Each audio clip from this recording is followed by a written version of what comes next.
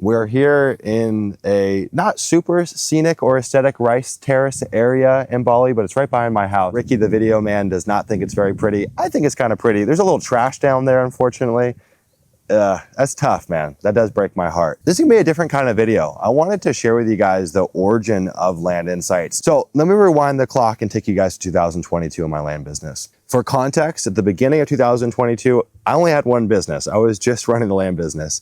In September of that year, I launched Leah, but it was June of 2022 that my business, my land business, took a crazy turn. And so up until that point, like I was having the best year ever in my land business. I was 3 years into that point. We were hitting consistent six-figure months, cash collected, like in our land business, not owner financing. We had a really good owner finance year the year prior, but this was like our first like cash heavy, oh my God, this business is insane. I was traveling, I was single. I felt like I was on top of the world. And something changed in June. Now, what happened is later in 2022, the interest rates in America changed. They went up quite a bit. That sucked a lot of the demand out of the land business. And we had, I don't know, probably 30 properties listed, and we were consistently selling like 7 to 10 deals a month. And out of nowhere, poof, like all of the demand, felt like the floor just fell out from underneath us. We went from selling maybe 10 deals a month to like 3 deals a month, literally in 1 month. And I was clueless. I had no idea what was going on.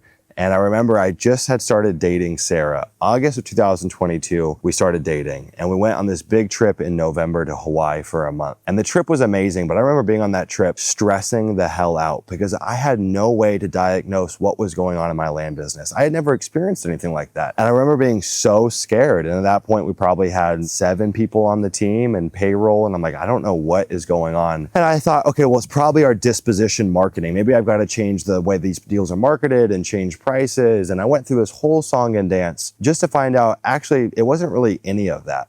What it was at its core is that we had developed really inappropriate habits working in any old market.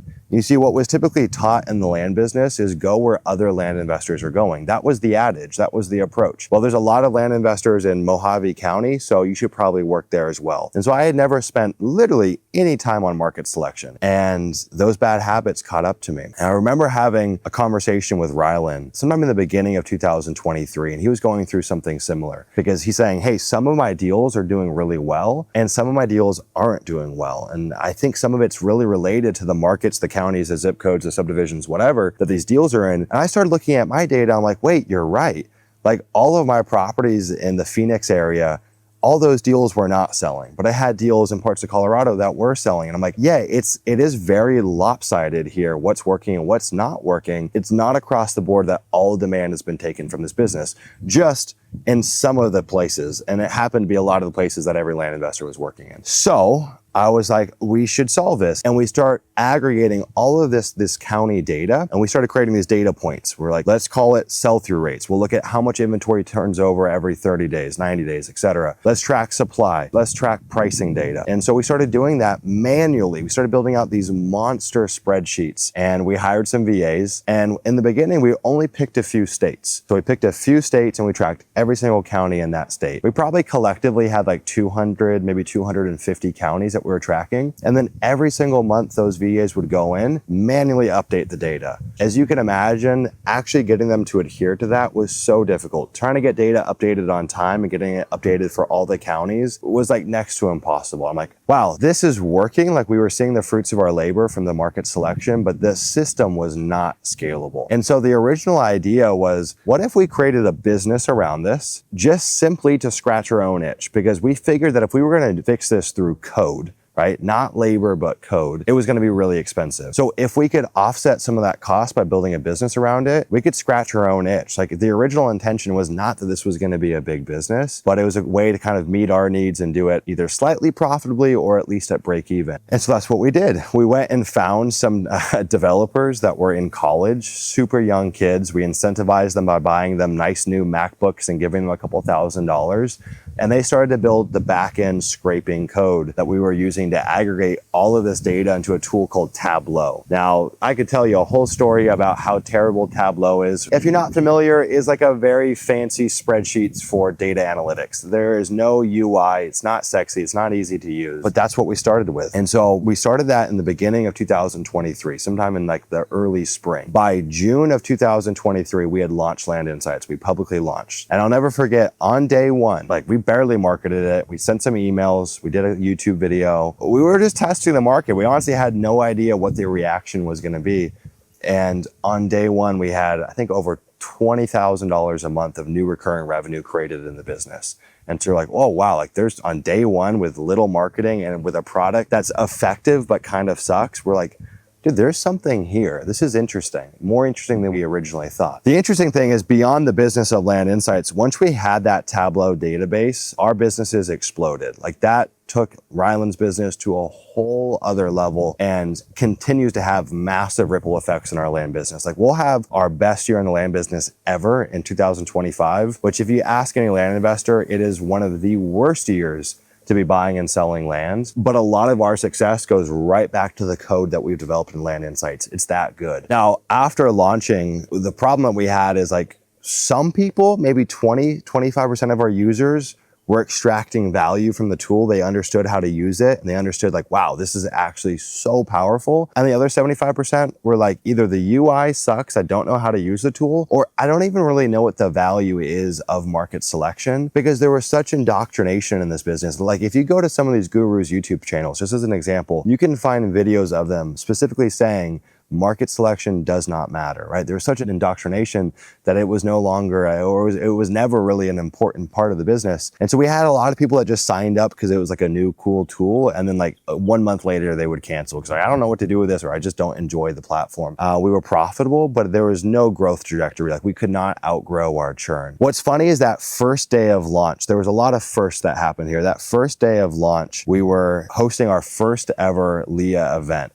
I'll never forget it. It was at a little restaurant in San Diego. There was maybe 12 people that showed up. That was my first event ever. And that was the day that we also launched Land Insights on top of it. Now, the next big first was in October 2023. I had my first real, like legit Leah mastermind. It was in Las Vegas. We had over 100 people show up, people that I had never met before. Like, it was so earth shattering to me. I'm like, I can't believe people are actually flying around to come and hang out with us for 2 days. And it was at that event that we met one of the Leah members that I had known for about a year, a guy named Kyle Martin. And at the end of day 2 of the event, Ryland pulls me aside and he's like, hey man, I want you to sit down with Kyle when you get a chance and just look at what he's been building. I think you're gonna trip out. So sure enough, I sat down with Kyle and he had built this kind of suite of tools, both some of what we were doing on Land Insights and things that were way beyond what we had the capabilities to do. Like things like mailer pricing, offer pricing, just crazy stuff that like had my jaw on the floor. Now, it was not a pretty package. It was like, there was no UI, no UX, but what that thing was able to produce was absolutely insane. And I'm like, dude, when have you been building this? He's like, well, since the day I joined Leah, I didn't really ever want to price a mailer myself, or I didn't want to go through a lot of the manual work in Leah. So in conjunction through going through the program, I've just been coding nights, weekends, whenever I get a free chance, and taking what I've learned there and building it into code instead of just doing it manually. And I instantly knew in the back of my head, I'm like, we've got to bring this guy onto the team and we've got to split equity. And so Ryland and I went to dinner that night, went to a big steak dinner, and we hashed the plan and we were like, let's do it.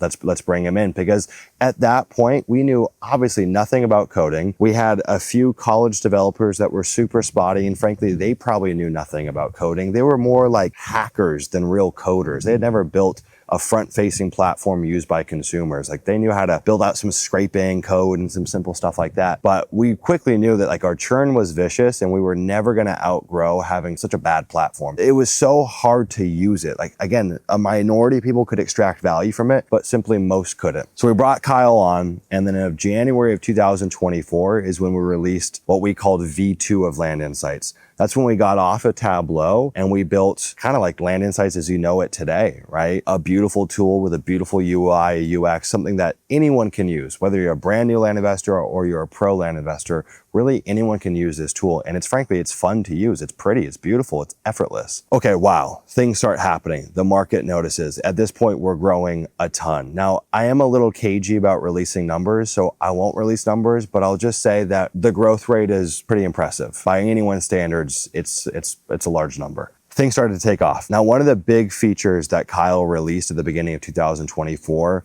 which really took the market by storm, and we were the first ones to ever release this. Kyle really pioneered this feature, was the AI data scrubbing. We were the first people to ever build the code and ever publicly ship true AI scrubbing to remove, landlocked, flood zone, wetlands, all of the properties that you didn't want to market to. That for us literally doubled the effectiveness of our marketing, like literally overnight. Because when we went back and looked at most of our marketing, half of the properties or more were deals that we would never want to touch. So middle of 2024, we're in this fork in the road. We're like, well, what do we do from here? There's so many different directions we could take this in. Should we improve market selection? Should we build more AI scrubs? But one of the things that we kept on hearing from our users is, hey, I want to pick a market inside of Land Insights and then pull the data.